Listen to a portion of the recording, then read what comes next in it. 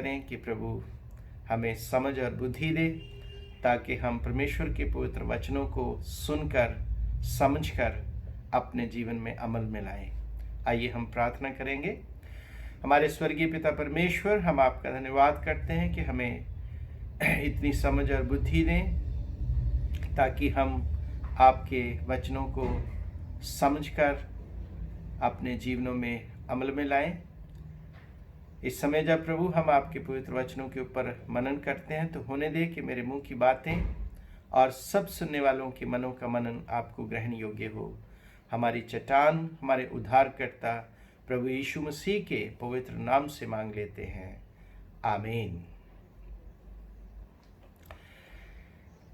प्रिय दोस्तों, आइए हम परमेश्वर का धन्यवाद करें उन तमाम बरकतों के लिए जो उसने हमारे जीवनों पर उंडेली हैं।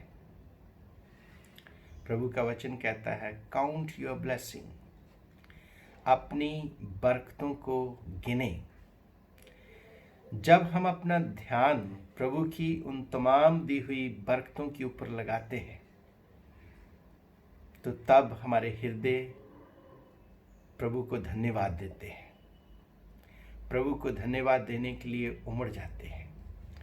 लेकिन जब हम अपना ध्यान प्रभु की दी हुई बरकतों के ऊपर ना लगाकर दूसरों के ऊपर लगाते हैं, या दूसरों को जो मिला है उसके ऊपर लगाते हैं, तो तब हमारे हृदय में जलन उत्पन्न होती है।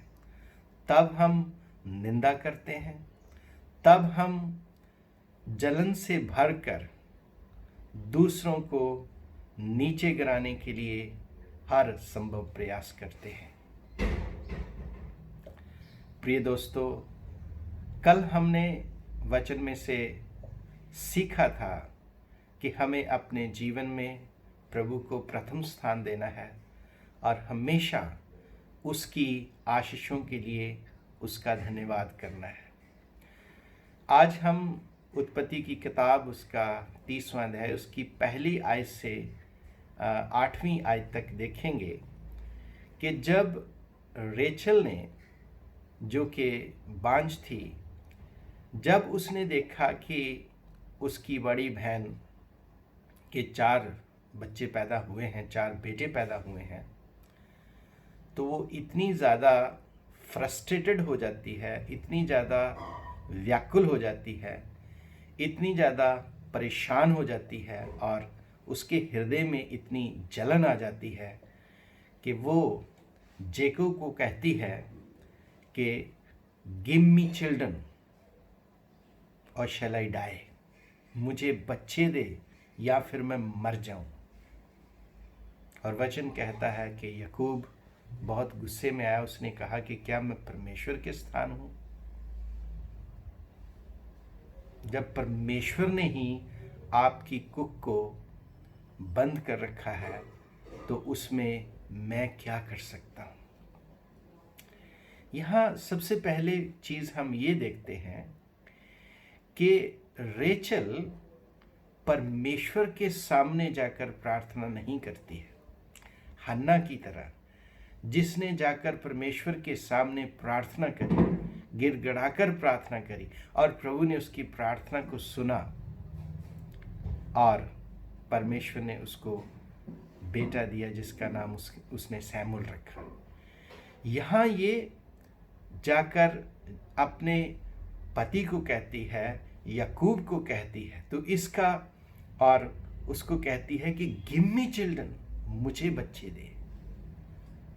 और उसके बाद जब वो कहता है कि मैं परमेश्वर के स्थान पर नहीं हूं, तो यहां एक बात स्पष्ट होती है कि कुख को खोलने वाला परमेश्वर है। परमेश्वर हमें बरकत देता है, परमेश्वर हमें आशीष देता है, और चाहे हम बाकी कितने भी प्रयास कर लें, अगर उसमें परमेश्वर की मर्जी ना हो तो कुछ भी संभव नहीं हो सकता है।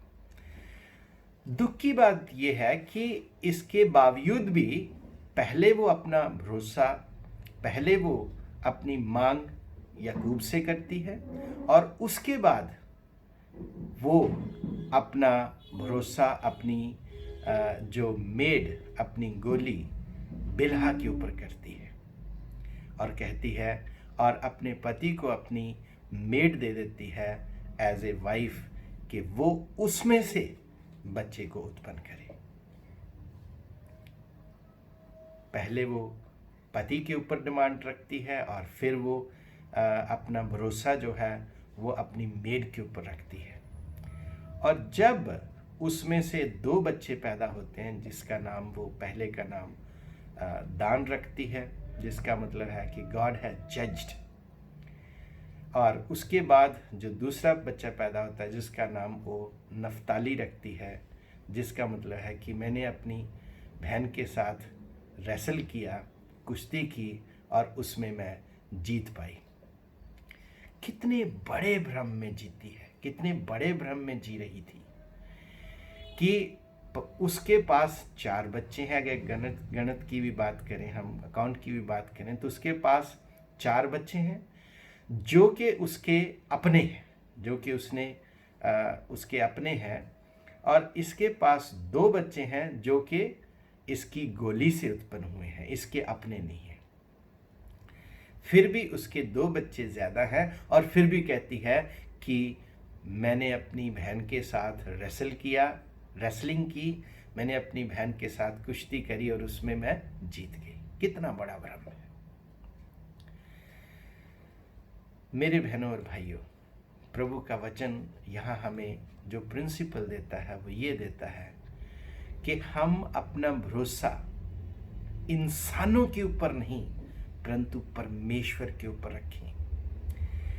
हम अपनी जो अगर कोई डिमांड भी है तो उसको हम परमेश्वर के सामने रखें, प्रभु से प्रार्थना करें, उसी रीति से जैसे हन्ना ने प्रार्थना करी। तो प्रभु से प्रार्थना करें, क्योंकि सब सोर्सेस का स्रोत जो है वो परमेश्वर है। सारी बरकतें देने वाला परमेश्वर है और परमेश्वर ही हमें सारी बरकतें देता है, और इसलिए हमें परमेश्वर से ही अपनी प्रार्थना रखनी चाहिए। और दूसरा प्रिंसिपल जो हमें यहाँ सीखने को मिलता है वो ये कि हमें परमेश्वर की रज़ा में राजी रहना चाहिए। हमें परमेश्वर की रज़ा में राजी रहना चाहिए। इसका मतलब क्या है कि we should be contented in the will of God. इसको मैं एक्सप्लेन करना चाहूँगा कि जैसे मान लीजिए हमने कोई प्रार्थना करी है और हमारी प्रार्थना पॉजिटिवली जैसे हम चाहते थे वैसे पूरी हुई, तो इसका मतलब ये हुआ कि जो हम करना चाह रहे थे, जो हम मांग रहे थे, उसमें परमेश्वर की भी मर्जी थी, इसलिए वो पूरी हुई है। अगर उसमें परमेश्वर की मर्जी ना होती तो वो पूरी नहीं होती।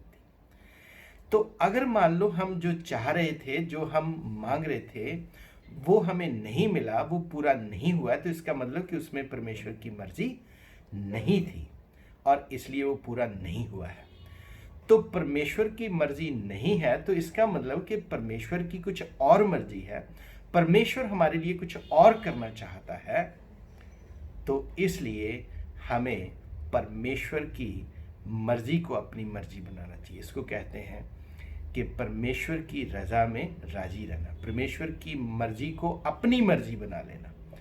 तो जब हम परमेश्वर की मर्जी को अपनी मर्जी बनाते हैं तो फिर हम हर परिस्थिति में खुश रह सकते हैं, हर परिस्थिति में कंटेंट रह सकते हैं, हमारे जीवन में संतोष उत्पन्न होगा और हम परमेश्वर का धन्यवाद कर सकते हैं।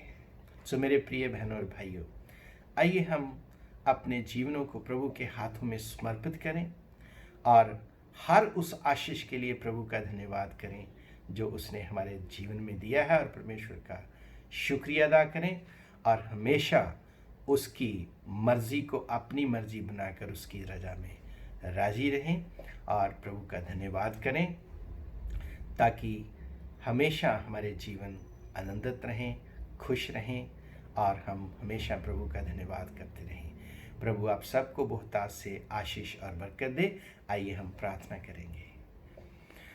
हमारे स्वर्गीय पिता परमेश्वर, हम आपका धन्यवाद करते हैं कि आपने एक बार फिर से अपने वचन के माध्यम से हमसे बातचीत करी है कि हम किसी जलन में होकर कोई ऐसा कदम ना उठाएं जो हमारे लिए और हमारे परिवार के लिए दुख का कारण बने, पीड़ा का कारण बने। हम हमेशा अपने जीवन में प्रभु को प्रथम स्थान दें और अपनी विनतियों को प्रभु के सामने रखें और अपनी सारी आशाएं प्रभु के ऊपर रखें, ना कि किसी इंसान के ऊपर।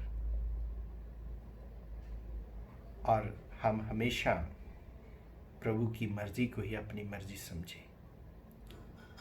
प्रभु करे कि प्रभु की कृपा, प्रभु का अनुग्रह हमारे जीवनों पर हो, ताकि हमेशा हम प्रभु की मर्जी को अपने जीवनों से पूरा करें। हम प्रार्थना करते हैं उन तमाम लोगों के लिए जो ऐसे भ्रम में जीते हैं, जो जलन में है।